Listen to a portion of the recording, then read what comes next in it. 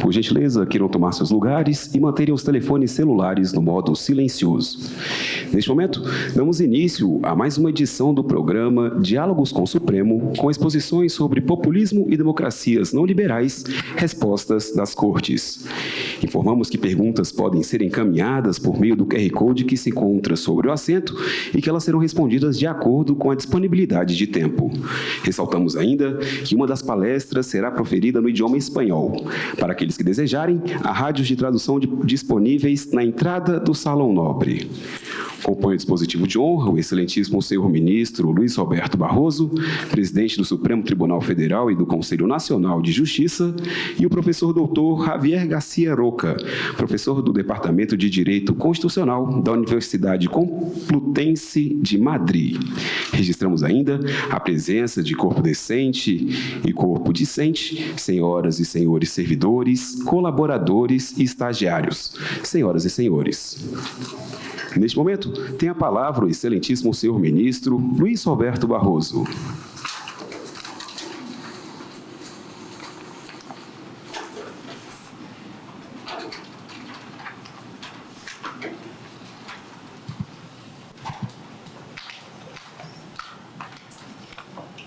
Muito bom dia a todas e todos, é muito prazer, muita honra de estar aqui. Me penitencio um pouco pelo meu próprio atraso, eu estava num outro evento. Esse final de gestão tem sido corrido. E nós temos todos muito prazer, muita alegria de receber aqui o professor Javier Garcia Roca, que é professor na prestigiada Universidade Complutense de Madrid e um dos nomes importantes do direito constitucional da Espanha, que, para quem acompanha a vida atual, verá que é um país que floresceu. Eu tenho estado na Espanha algumas vezes recentemente, em Madrid, estive em Barcelona, um país que nos últimos anos passou a ser um grande exemplo de vitalidade para o mundo, vitalidade democrática com as dificuldades da democracia e vitalidade econômica e de justiça social e de prosperidade, de modo que a Espanha hoje é um exemplo bonito para o mundo latino de uma maneira geral. De modo, professor, que é um prazer e uma alegria estar aqui. Eu mesmo já estive na Universidade Complutense algumas vezes, sempre muito bem acolhido. Sou amigo do professor Ricardo Alonso Garcia, que foi o decano lá por muitos anos. E tenho muito prazer de trocarmos ideias aqui sobre este tema que é a democracia, a extensão do populismo autoritário e o papel das cortes. E eu gostaria de dividir essa minha breve apresentação em 3 partes, que é o padrão que eu adoto. Eu queria revisitar brevemente os conceitos essenciais nessa matéria, que são os de democracia, populismo e papel das cortes. Em seguida, refletir um pouco sobre o que está acontecendo no mundo e esse processo de resistência democrática que se tem visto em diferentes países.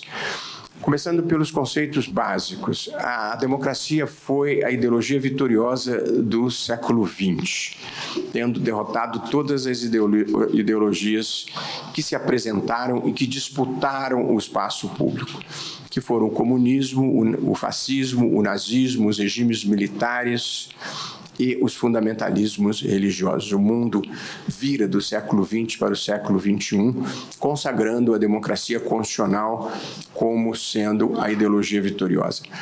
Democracia constitucional é um conceito equiparável a uma moeda com as suas 2 faces. De um lado, ela significa soberania popular, eleições livres e limpas e governo da maioria, e do outro lado, ela significa poder limitado, Estado de Direito e proteção aos direitos fundamentais. A maior parte das democracias do mundo, elas têm no seu arranjo institucional uma Suprema Corte, cujo papel, ou um dos seus papéis, é arbitrar as tensões que, por vezes, surgem entre os 2 lados da moeda, entre o governo da maioria de um lado e o respeito ao Estado de Direito, que são as regras do jogo, e aos direitos fundamentais do outro lado. Isso era o que eu queria falar sobre democracia constitucional para trabalharmos sobre o mesmo conceito.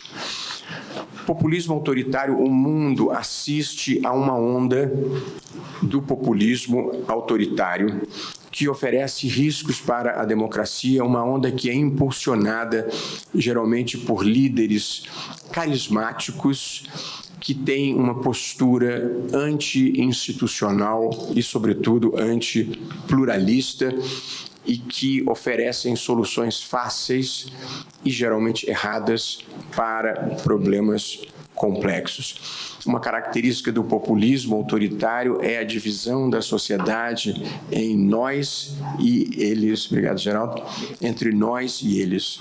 Nós, o povo puro, trabalhador e decente, e eles, as elites cosmopolitas, liberais, progressistas e corrompidas. E no mundo contemporâneo, o populismo autoritário se utiliza de estratégias que envolvem a comunicação direta com os seus apoiadores e, portanto, o bypass das instituições intermediárias como o legislativo, o judiciário e a sociedade civil, e o ataque às Supremas Cortes. Porque as Supremas Cortes interpretam a Constituição. A Constituição é o documento que limita o poder. A Constituição institucionaliza e limita o poder.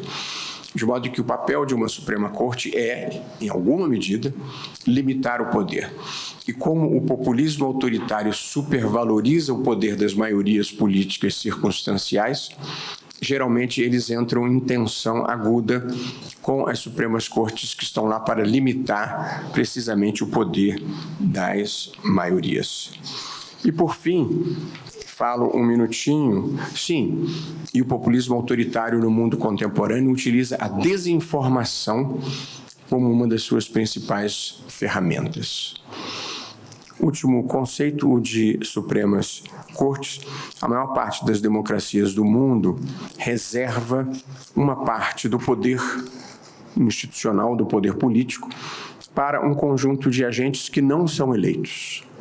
Esse é o poder judiciário, em cujo topo, em alguns países, está a Suprema Corte e em outros países existem tribunais constitucionais.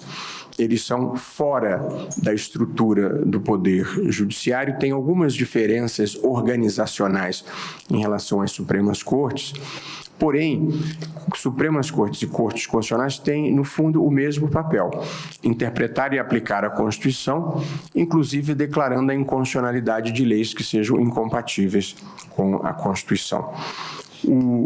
As Supremas Cortes desempenham 3 papéis específicos também.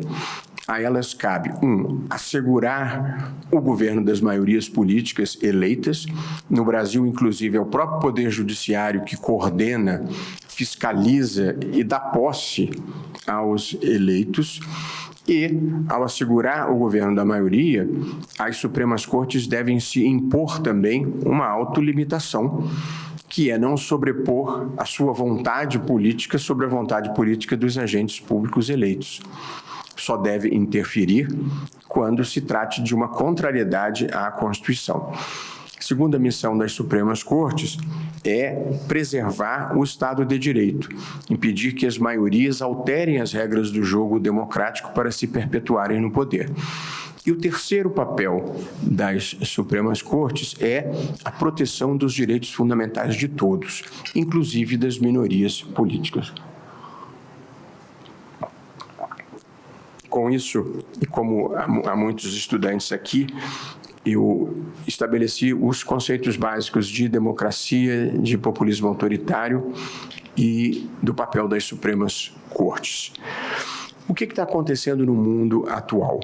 Esse avanço do populismo autoritário produziu uma coisa chamada de recessão democrática, que se caracteriza pelo fato de que líderes eleitos pelo voto popular, uma vez no poder, tijolo por tijolo, desfazem alguns dos pilares da democracia e vão progressivamente instituindo um regime autoritário.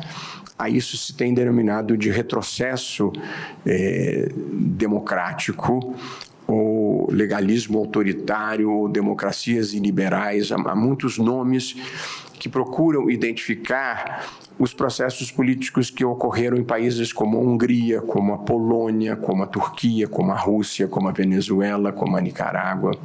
Processos em que governantes eleitos progressivamente vão tornando o regime mais autoritário.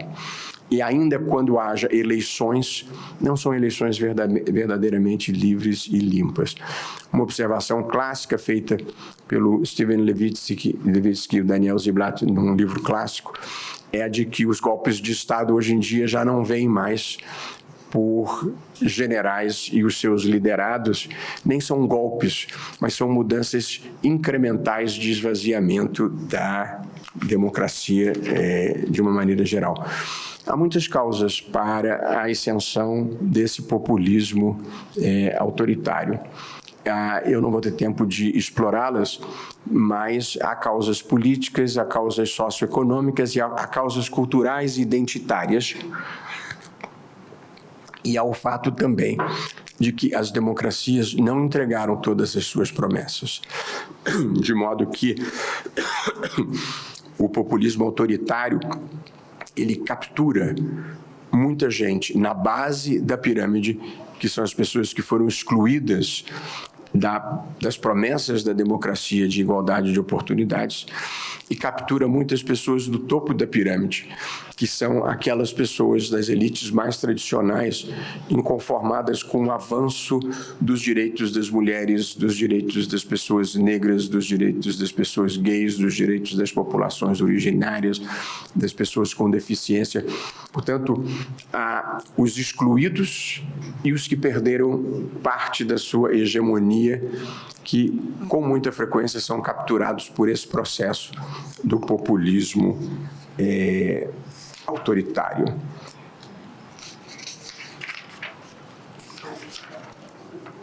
O populismo autoritário, ele trouxe, junto com a sua utilização das redes sociais, algumas consequências negativas para o mundo que eu gostaria de registrar aqui.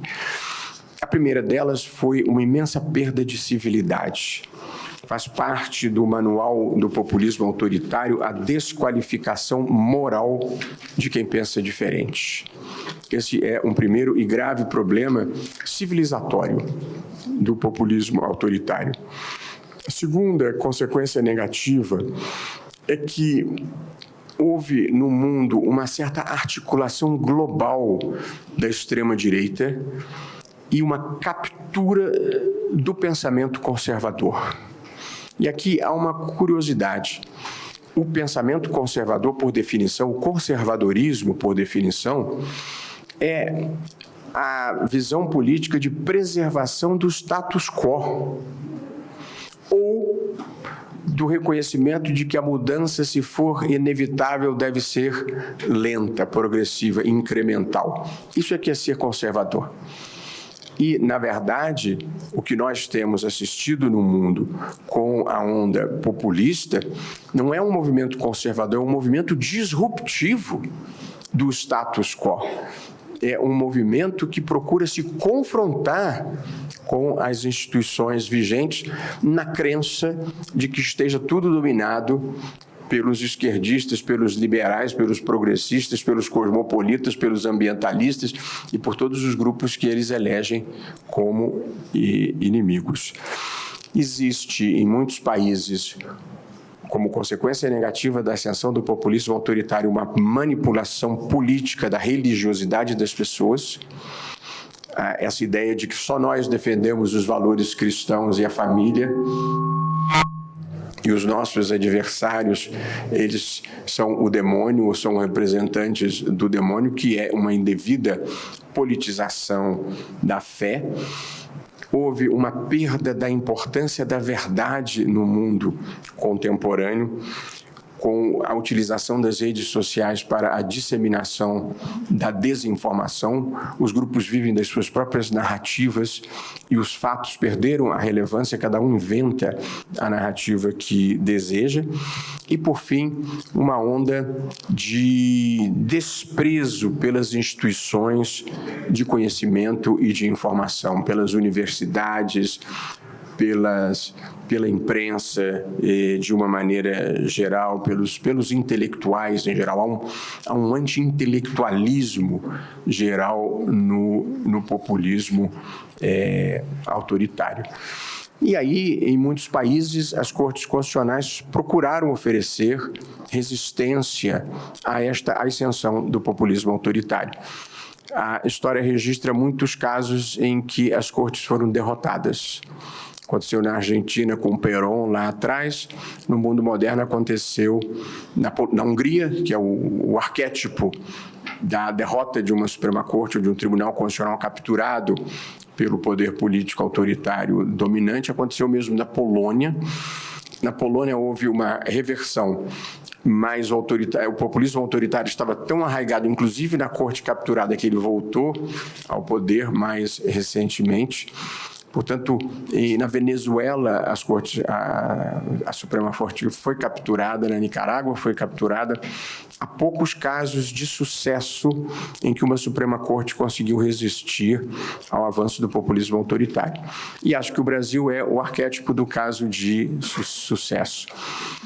Uma coisa que eu aprendi na prática e vendo é que, se as cortes não reagem a tempo e a hora e procuram compactuar em alguma medida, elas acabam derrotadas. E a outra coisa que o Brasil é exemplo é que uma Suprema Corte não é capaz de ganhar sozinha. Ela precisa da imprensa, ela precisa da sociedade civil, ela precisa de parte da sociedade política. Na Rússia, uma Suprema Corte extremamente poderosa nos anos 90 enfrentou o Yeltsin, anulou atos dele, um deles de dissolução do parlamento. O Yeltsin convocou um plebiscito e derrotou a Suprema Corte, que só foi reavivada anos depois, já sobre o Putin, sem a relevância que tinha anteriormente. Portanto, as Supremas Cortes têm um papel muito importante, mas não são capazes de ganhar essa luta sozinho. Por isso, com a brevidade que se impunha, falamos um pouquinho sobre a democracia como ideologia vitoriosa, falamos um pouco da ascensão do populismo autoritário, com as suas causas políticas, econômicas, sociais e culturais identitárias. Falamos um pouco das consequências negativas dessa onda populista que nós precisamos enfrentar, e o fato de que a democracia ela se enfraquece por não conseguir entregar todas as suas promessas, inclusive de prosperidade e igualdade de oportunidade para todos, e sobre o papel das Supremas Cortes, que devem sim resistir ao populismo autoritário, mas essa é uma luta que elas não podem travar sozinhas. E acho que aqui no Brasil nós conseguimos, apesar de algumas incompreensões, desempenhar esse papel, mas, de novo, com o apoio da maioria da sociedade, porque Supremas Cortes não são capazes de vencer a batalha de preservação da democracia sozinhas. Era isso, muito obrigado.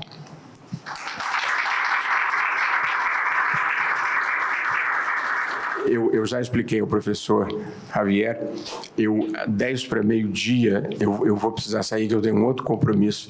Estou nas últimas semanas do meu mandato aqui, a vida está complicada, e eu estou tentando atender a todas as demandas e não quis deixar de estar presente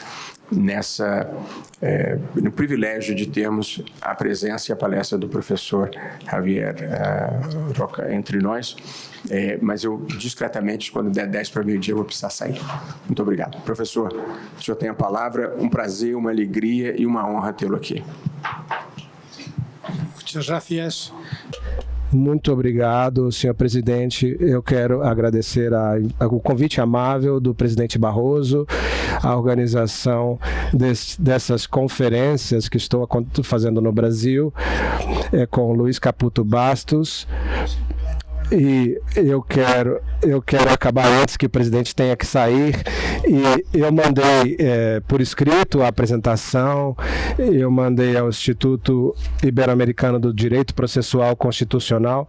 Não é uma grande coisa. O título é A Garantia do Estatuto da Oposição Política pelo Tribunal Europeu de Direitos Humanos, diante dos populismos, das democracias não liberais ou de fachada, o mesmo tema que o presidente comentou. E E a escolha do objeto é clara. Nós vivemos em tempos de retrocesso democrático na Europa, na América Latina, de grandes riscos pela manutenção da democracia e do Estado de Direito, da democracia constitucional, a democracia liberal representativa. E há muitos autoritarismos, ou seja, os autoritarismos entre democracias e autocracias, e falamos sobre populismos com as democracias não liberais, que estão doentes e não são liberais. E fala-se em democracias de fachada, que só tem a cara de democracia, ou seja, é tudo mesmo. Não vamos perder o tempo em identificar as variantes.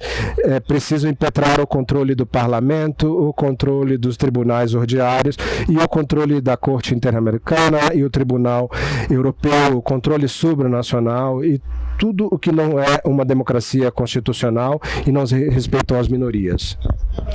E eu vou falar de Geórgia, Armênia, Turquia, Azerbaijão. Deus me livre de falar da América Latina, mas vocês podem ler por vocês mesmos o que eu tento explicar, fazer uma comparação global. Eu tento explicar como evoluiu o Convênio Europeu, uma série de casos, não todos vão ilustrar a descida ao inferno, e depois uma reflexão doutrinária. Quando o Convênio Europeu, o artigo 3, protocolo 1, é um preceito que queria garantir apenas as eleições livres, a regularidade das eleições. Estamos nos anos 50. É uma garantia institucional que o constitucionalismo se chamou de garantia constitucional Gasbit. Não eram direitos fundamentais. Era algo simples, para que houvesse eleições. No anos 80, o Tribunal Europeu ele vai muito lentamente que reconheceu o direito subjetivo ao sufrágio. Não apenas eleições livres, mas também a revisão de todas as eleições. O Tribunal Europeu é o último tribunal em matéria eleitoral. E a fronteira não está clara entre eleições e direitos fundamentais e legalidade, mas está recuperando a consideração primitiva. Nunca imaginaríamos que a oposição poderia crescer, participar nas eleições com as ameaças do populismo. E na Espanha era necessário um estatuto constitucional da oposição, que a oposição tivesse uma posição jurídica na Constituição, nas regras parlamentares, nas leis eleitorais, para poder controlar a maioria. E isso não avançou nas constituições, mas isso está avançando com a jurisprudência. A jurisprudência do Tribunal Europeu dá resposta às novas ameaças. E por isso, eu creio que se entende mal a volta ao nacionalismo na América Latina. A identidade nacional, há muitos estudos sobre entidade nacional, entidade constitucional, com o afã de bloquear a proteção internacional da Corte Interamericana, que eu creio que é um equívoco. Mas todos fazem um trabalho impagável. É importante tutelar o Estatuto da Oposição pelos tribunais ordinários e pelos tribunais supranacionais, porque se não existem eleições livres, não existe democracia representativa, não existe Estado constitucional, Estado de Direito, independência judicial, tudo colapsa. Na Europa, os incidentes com líderes políticos dos partidos da oposição, assim chama o Tribunal Europeu, têm sido graves nos países do leste, antigos países comunistas, no contexto autoritário, que foi relatado pelo presidente que aconteceu na Polônia, Hungria, que não aceitavam a independência judiciária devido a várias condenas, Tribunal Europeu de Justiça, que finalmente a União Europeia foi na linha, que quem não respeite a independência jurídica não recebe fundos de resiliência. O poder do dinheiro tutela, não chegarão os fundos europeus econômicos para a recuperação econômica. Foi revelado isso. Bom, nos anos 80, o Tribunal Europeu começou a falar de direito de sufrágio, de voto, 30 anos depois, deixa uma margem de apreciação nacional. Vocês, na América Latina, não falam de apreciação, mas há casos em que há uma margem em que cada sistema eleitorais, mas o tribunal é a última garantia e há uma escala de intensidade no controle. Quando o voto tem que ser revisado com intensidade, não podemos tirar o voto. Quando é passivo, e sei que isso é um problema aqui no Brasil, pode ter uma margem não tão estrita, mas com o sistema eleitoral é muito difícil um escrutínio, porque cada país faz o que consegue, faz o sistema que consegue fazer, mas quando falamos do controle de opositores, tem que ser muito intenso, antiformalista, controle, pedir ao juiz uma motivação, se fosse vulnerável, para garantir que possa haver concorrência dos opositores. Mas a origem é as práticas ruins, detenções arbitrárias de opositores, torturas, maus tratos, prolongação artificial de prisão, e quando acaba uma prisão, se imputa outro delito, outro crime, falsificação de delitos inexistentes e práticas ruins, horríveis, subterfúgios contrários ao Estado de Direito. Contarei alguns casos para que vocês percebam. Latim Dimirtas contra Turquia e Mirabivici contra a Geórgia. Era um líder da oposição e é detido de maneira arbitrária. O Tribunal Europeu recupera a ideia de que as restrições dos direitos precisam ter uma finalidade legal. A detenção preventiva, provisória, serve a uns fins e se usa para outros fins.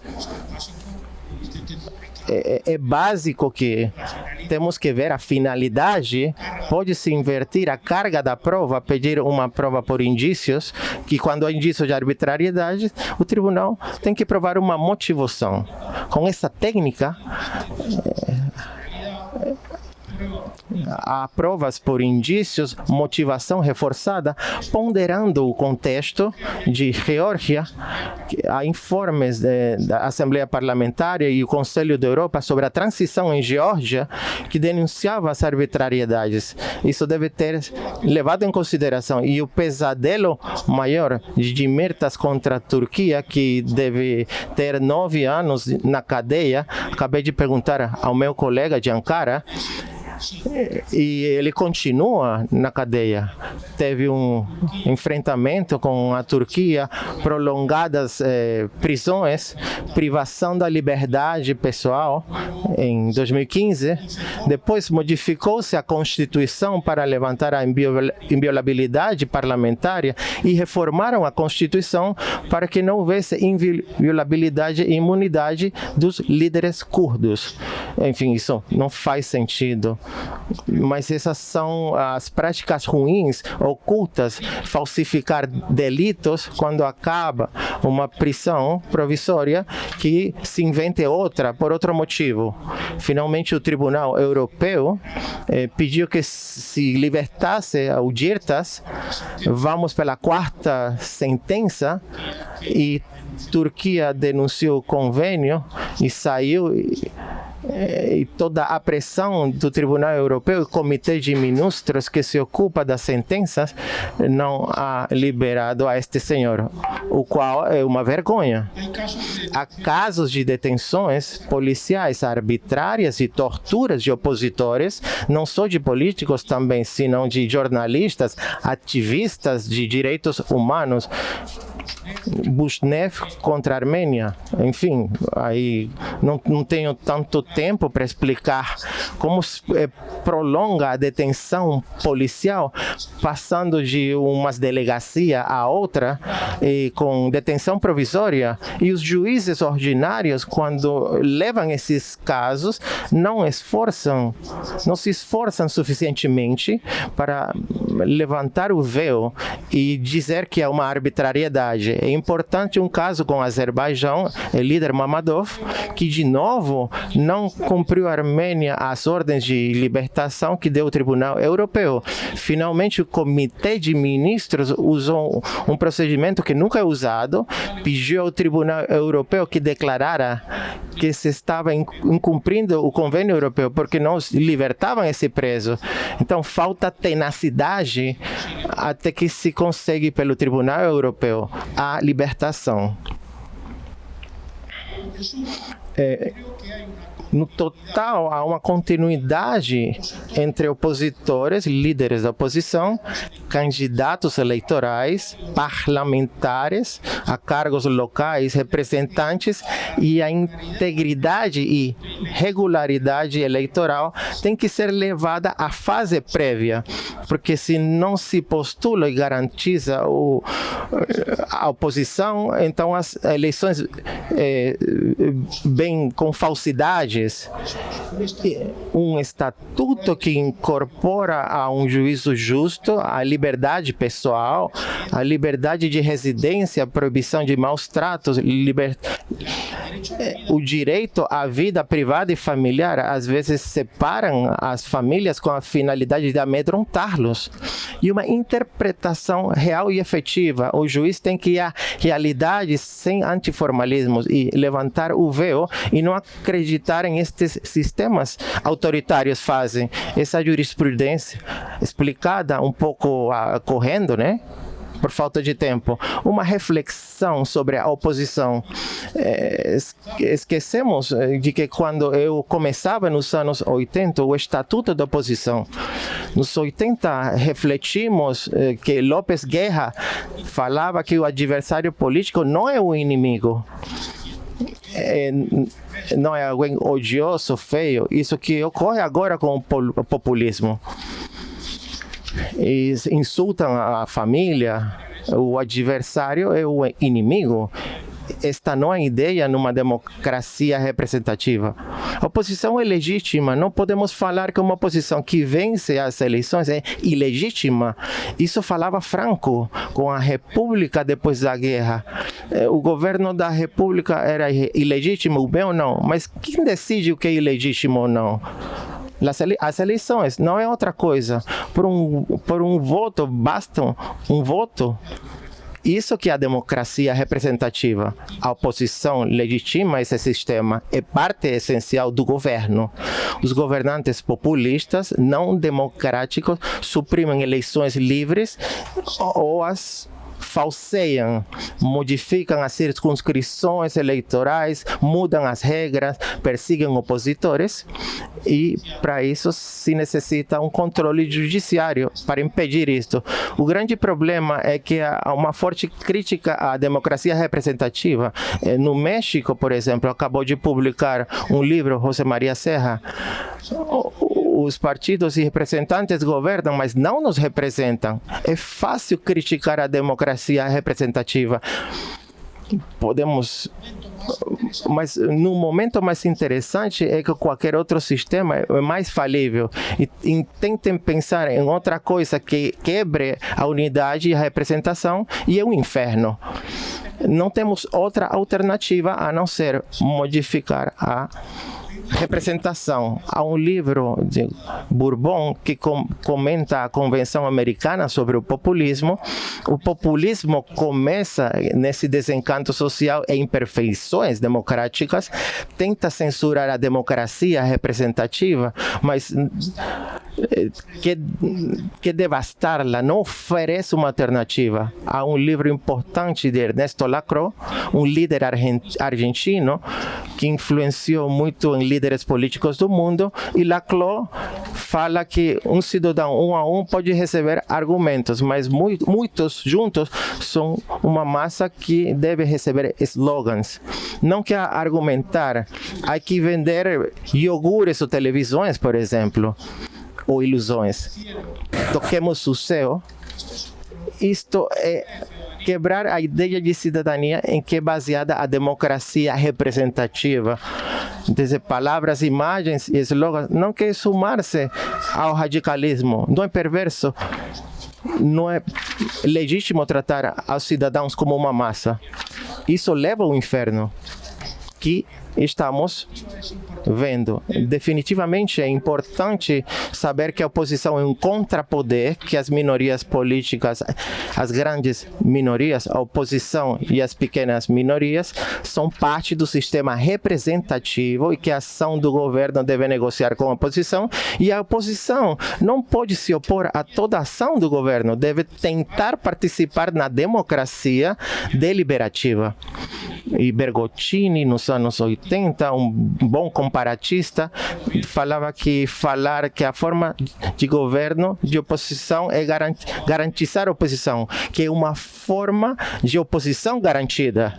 E tudo isso que queríamos esquecer nos anos 80 e nos 90, de voltar com prisões prolongadas, detenções preventivas, torturas, maus tratos, se impede liberdade de residência, agenda oculta, e que temos que reclamar dos tribunais nacionais e as juntas eleitorais, os tribunais eleitorais e supranacionais, um realismo, uma interpretação realista para levantar o voo e proteger, especialmente tutelar o estatuto dos dissidentes políticos, para que esses governos populistas e autoritários não impeçam eleições livres, porque até hoje não temos outra alternativa. Muito obrigado.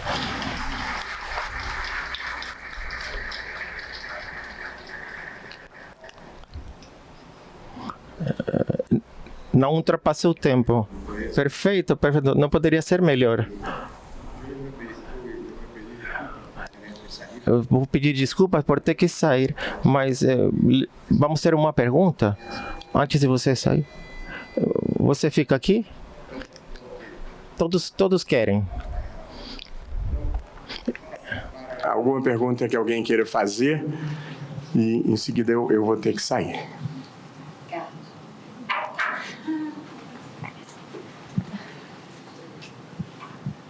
Obrigado. Bom dia, presidente, professor Javier.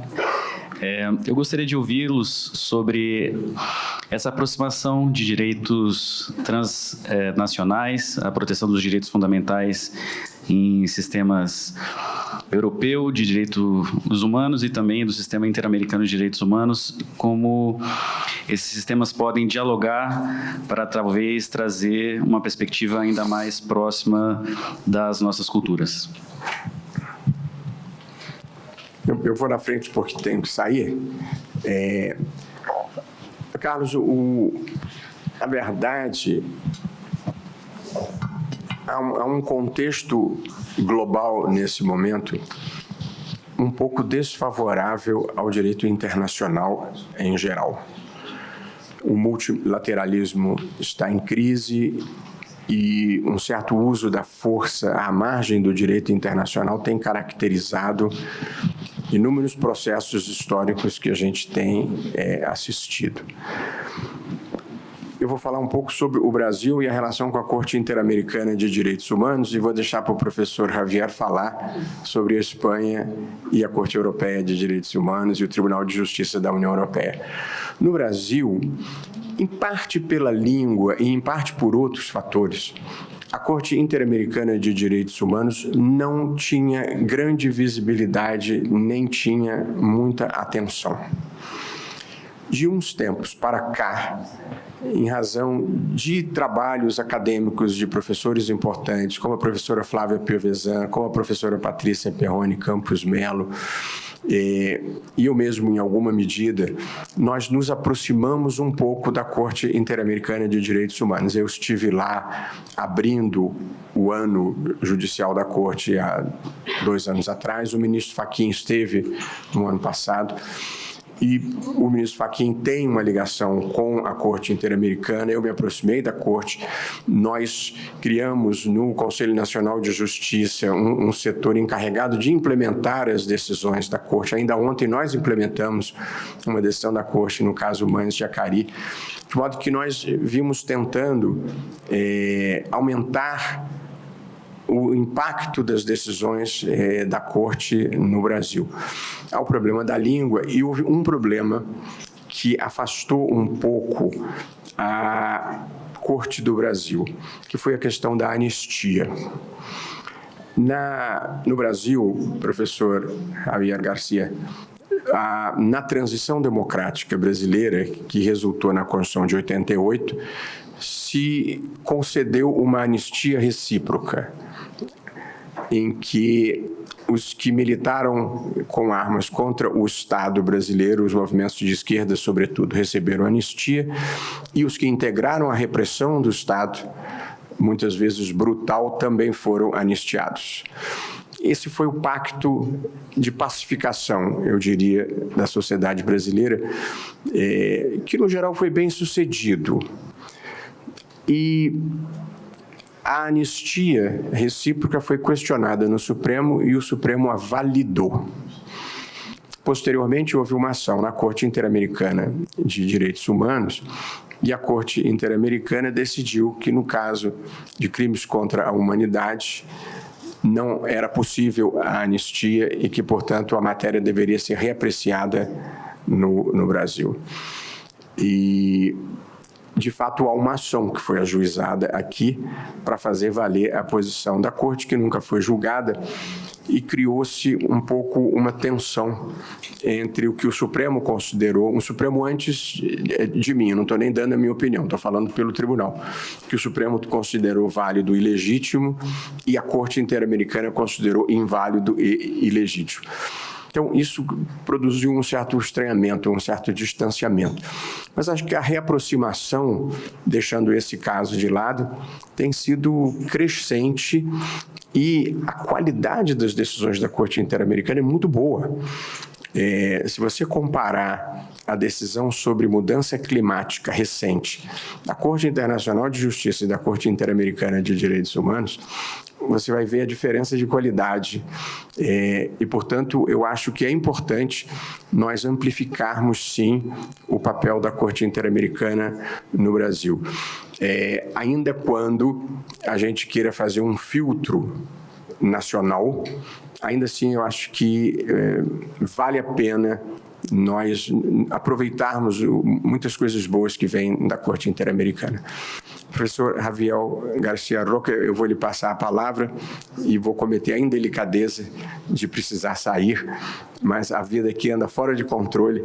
Mas eu queria, em nome do Supremo Tribunal Federal e da Academia Brasileira, agradecer o seu tour brasileiro pelas universidades e o prazer e o proveito de ouvir uma pessoa com a sua vivência e com a sua experiência tratando desses temas complexos que envolvem a democracia, o estatuto da oposição e como o mundo tem procurado preservar as instituições e os valores que nos unem. Sem nunca ter visto o professor Javier Garcia Roca, no entanto, nós somos amigos, na medida em que compartilhamos uma fé nos mesmos valores que são a preservação da institucionalidade, dos direitos fundamentais, de igualdade, de liberdade e compromissos com a justiça social, que é a fé racional representada pelo direito constitucional. E nós continuamos recrutando, portanto, são todos muito bem-vindos para aderirem à nossa fé. Muito obrigado por estar aqui e um grande abraço.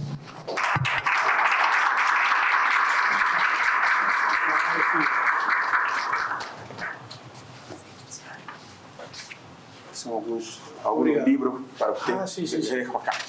Miraré con gusto. Siempre un problema libros cuando uno viaja, pero Los llevaré con gusto. un abrazo.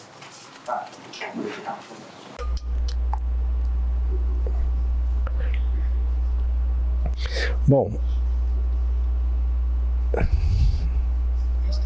este é um tema importante porque os direitos multiníveis estão sendo construídos em todo o mundo entre o diálogo entre os juízes ordinários, os tribunais constitucionais, o Tribunal Europeu e a Corte Interamericana.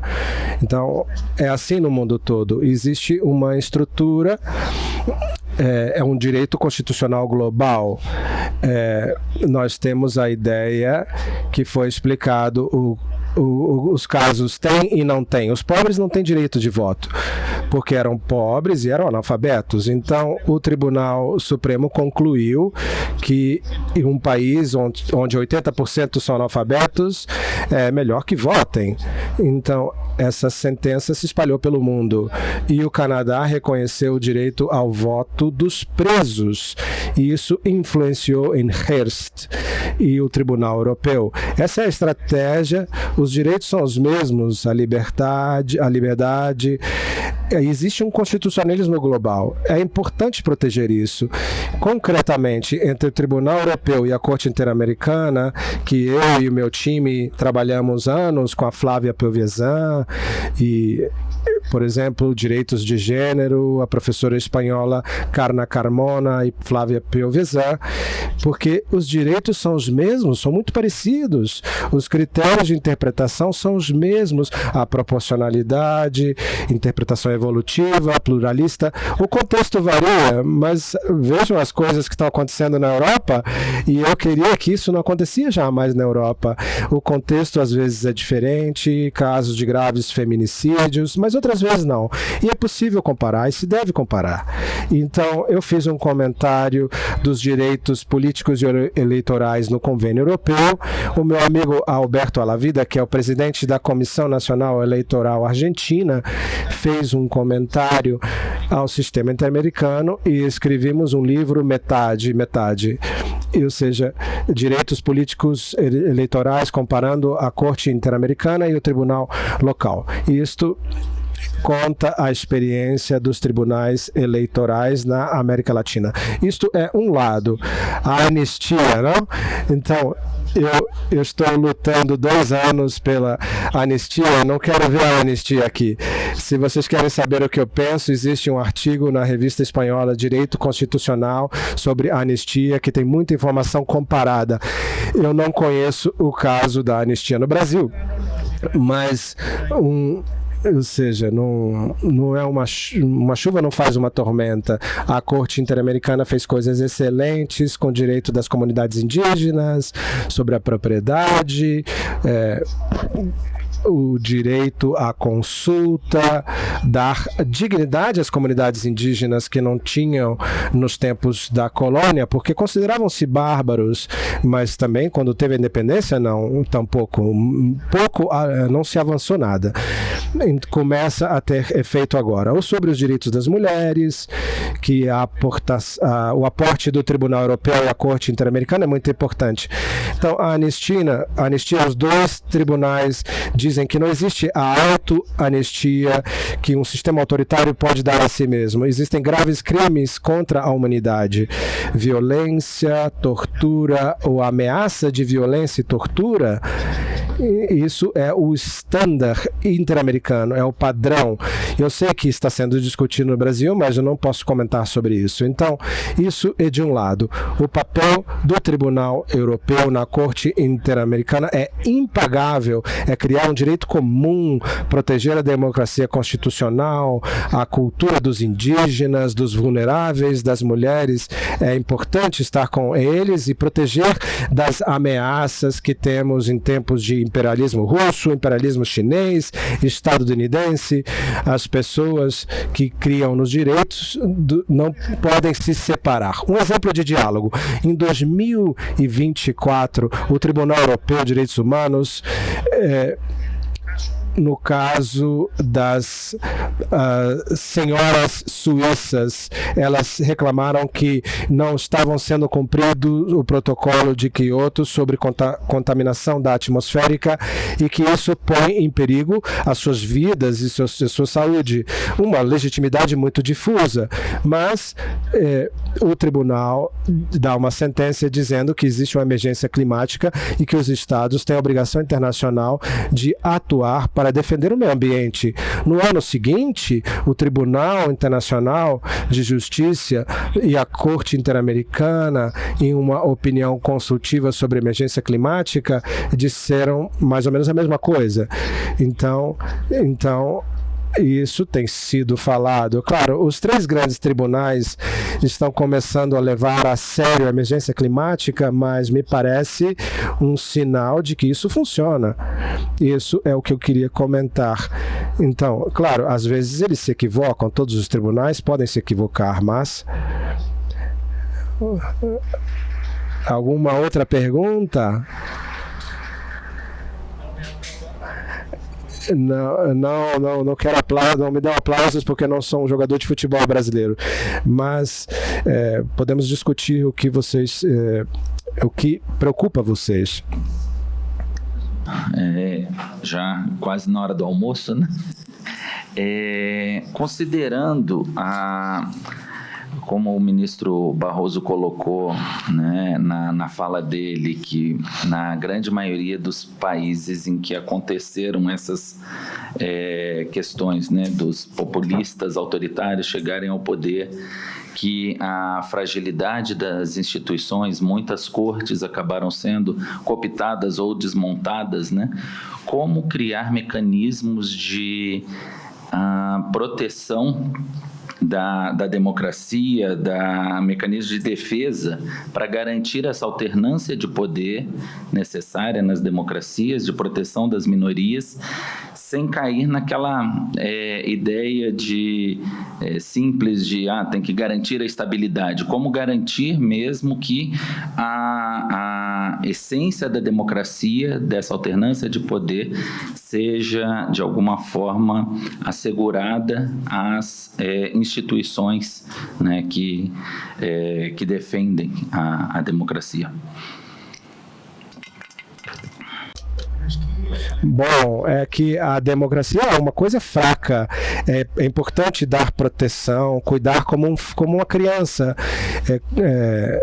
Então, vivemos momentos muito difíceis em todo o mundo. Então, não existe democracia sem o Estado de Direito. A democracia está insertada no Estado de Direito. Se não existe Estado de Direito, não existe democracia. Ou seja, é importante defender a independência de Catalunha, Santa Catalina, e para defender a dependência de Catalunha não tem que cumprir apenas as leis que eles consideram importantes. Isso não é uma democracia, isso é tirania. As leis precisam ser cumpridas e elas mudam. Elas não pode ser independentista. Claro, você tem que pedir a reforma da Constituição. Então, com eleições livres, não? E é importante assegurar um poder judicial independente. Vocês têm tribunais eleitorais, então na Espanha tem um procedimento eleitoral bastante bom. É muito difícil cometer uma irregularidade eleitoral na Espanha. As mesas são formadas, são criadas pelos cidadãos. Você vota numa mesa com pessoas da sua rua. E a revisão judicial, o acesso ao Tribunal Constitucional. É importante que exista controle judicial das eleições. É importante preservar a liberdade da opinião e da oposição. A tutela dos direitos. Os juízes cumprem um papel inegável. Cada juiz que protege um vulnerável, que protege uma arbitrariedade da administração, isso, ou seja, uma cultura, um esforço, a independência das instituições, claro, são momentos difíceis agora. E claro, não está muito bom e não sabemos aonde isso vai chegar. Eu creio que nós estamos nos anos 20 e 30, não estamos em Weimar. Sim, não é a mesma coisa. Os juristas não fazemos previsões porque nós erramos. Então, não façam previsões, são ruins. Vamos ver se vocês querem perguntar mais ou se já querem almoçar. Como na Espanha nós almoçamos às 15h, então...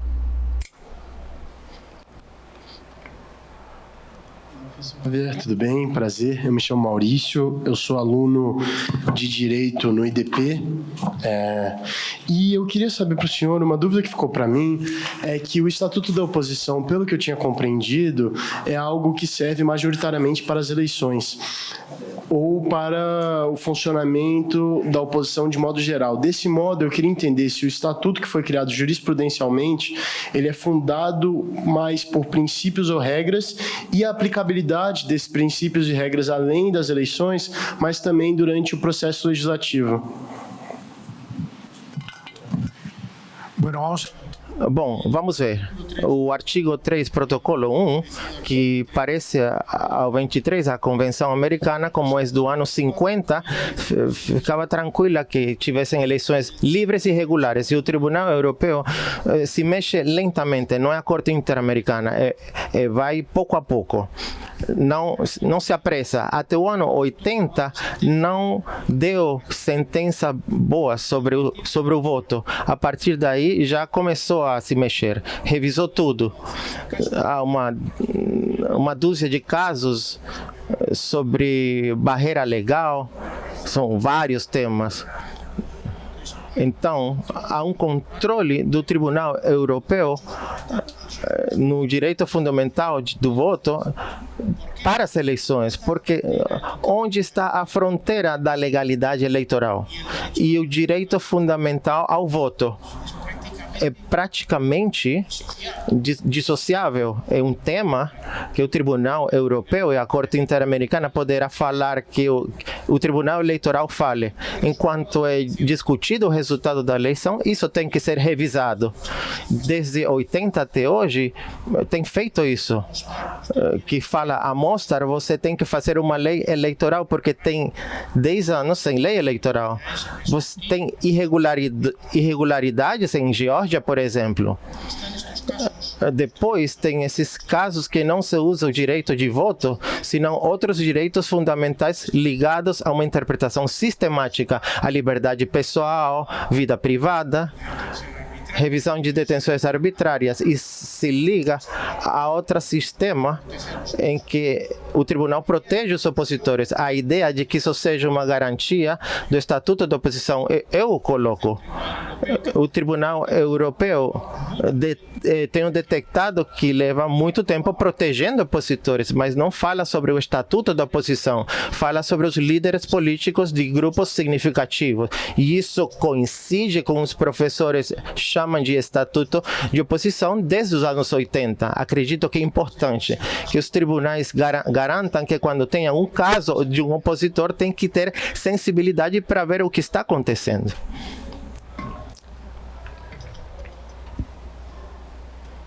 Alô? Professor, então, eu acho que não temos mais perguntas, temos? Então, eu gostaria de, em nome do ministro Barroso e do Supremo Tribunal Federal, agradecer ao senhor pela presença, pela aula, e dizer que é uma honra para nós todos recebê-lo aqui. Muito obrigada, viu?